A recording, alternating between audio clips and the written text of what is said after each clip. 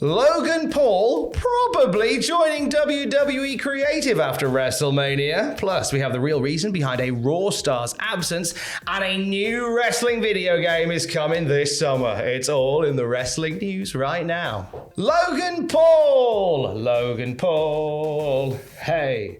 Logan Paul. Let's just get on with this terrible story. I am excited for this story, for the sheer rage that I can that is tangible. There's no rage anymore, man. It's just emptiness. Oh, no. It's just emptiness. It's just hollow, cold, dark emptiness.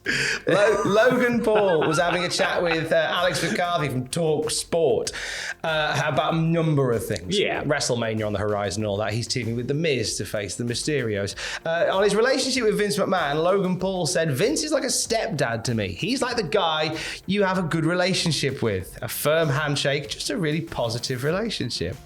Logan Paul talked about his desire to be involved more in WWE going forward after WrestleMania in a creative capacity.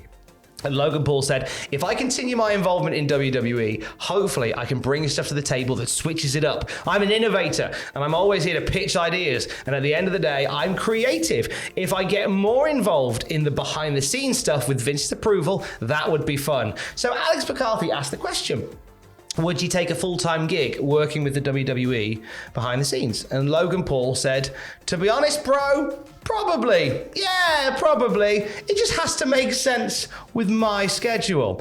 I'm doing so much stuff. I have to be really careful where I allocate my energy. If I fall in love with this sport and I soak in the energy at WrestleMania and feel like there's a future for me here, man, I'm going to have to run with it.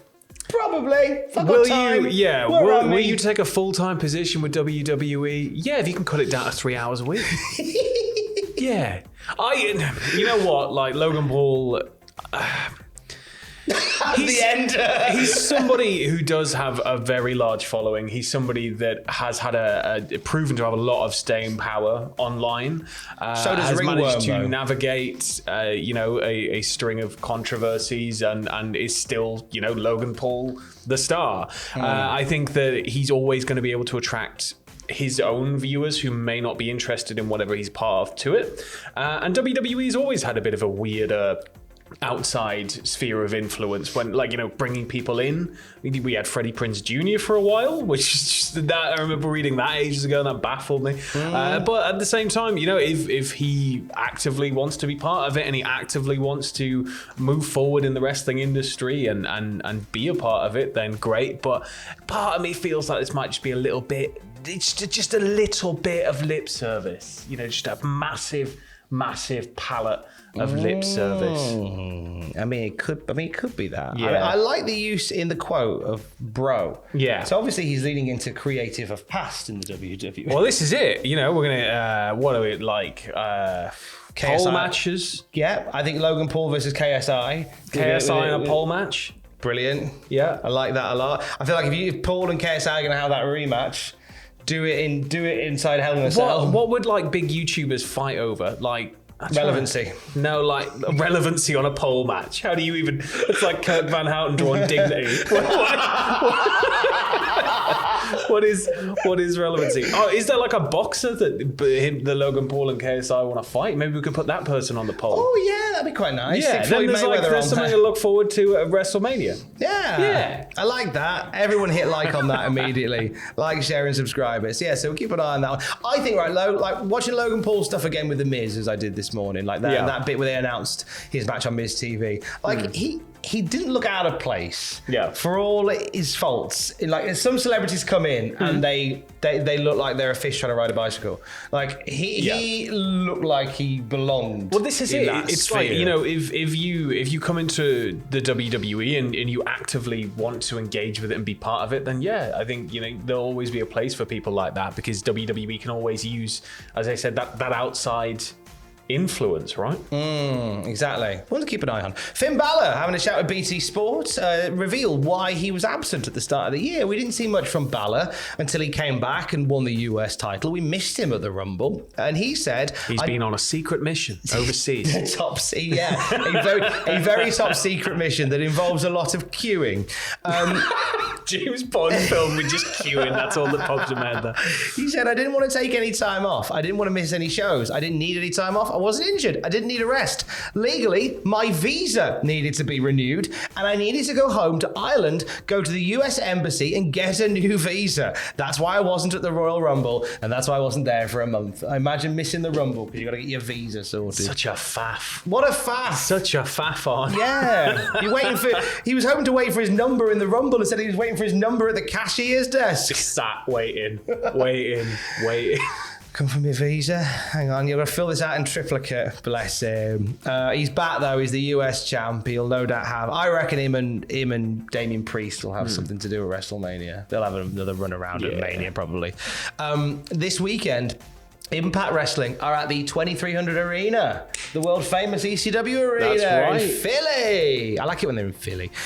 We have some matches already confirmed for this weekend's tapings. Tasha Steelz defending the Knockouts title against Mickie James in a Philadelphia street fight. Nice. That'd be fun. Motor City Machine Guns and Bullet Club's Jay White and Chris Bay. That'll be a belter. Yeah, that's going to be really hopefully like that. just absolute hell. Yeah. And also, as previously announced, we'll see the Impact Tag Champs, Violence by Design, defending against the Good Brothers in a lumberjack match. So, suitable nonsense for the Philly, for the ECW Arena. Yeah. I like that a lot. We're going to talk new video game. I'm excited about this. This was great. So, obviously, we're very excited about the new 2K game. Watch Adam playing it later. By the time this goes out, I might be playing it right now on Twitch. But this is something very different. Mega Cat Studios and Skybound Games revealed the trailer for WrestleQuest, which is an RPG adventure featuring wrestlers, a licensed roster, it says in the press release, of iconic wrestling legends. So it looks like sort of like Final Fantasy on the SNES. It's the best way to describe how it looks. Yeah, and it's like, you know, your typical RPG style story.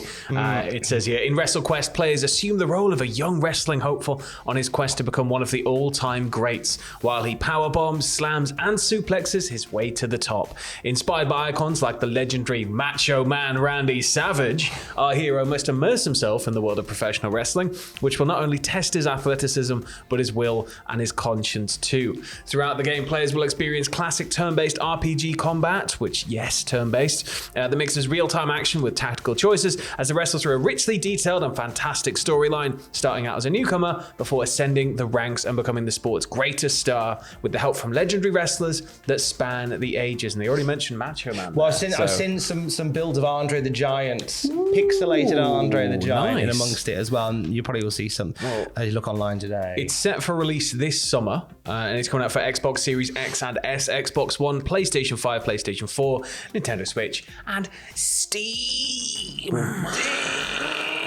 We'll definitely play that. We'll definitely stream that. We'll definitely get, you know, why go outside this summer when you can stay in and play WrestleQuest? Yeah. That's what we're going to do. We're going to stream. I just like the look of it. It just looks like I'm just a geek you ever play, for 16-bit retro games. Did you ever play Octopath Traveler? No. Oh. I'm intrigued. Oh, do you like old Final Fantasy and stuff? Yeah, get Octopath Traveler. Ooh. It's got like a new perspective in that style, and it's just beautiful. Ooh, okay. Well, there you go. Thank you very much. I'll do that whilst waiting for WrestleQuest this summer. That'll be a lovely time. We're on the podcast feed later on talking about Nitro. The classic Nitro review returns. Lot of Hogan. Oh, we recorded it yesterday. It's a Hoven heavy Hoven. It's a Hoven heavy It's Hoven. a Hoven heavy Hoven with a Hoven on a Hoven. If you fancy reliving Nitro from 1995, join Sam and I every week on the podcast feed for an hour of talking about that. Sometimes we talk about other stuff as well. It's mainly milkshakes and food and old stuff we talk about. We do. Basically, I think if you listen to one where we haven't gone, remember when the internet used to make weird noises, you've probably fallen asleep and missed a bit and you'll have to go back. Seems to be what it dissolves into. That'll be on the podcast feed later on, as well as daily wrestling news and interviews throughout the week as well. Search for Cultaholic wherever you get your podcasts from. There's more wrestling news throughout the day. Cultaholic.com. What a dance. Give that.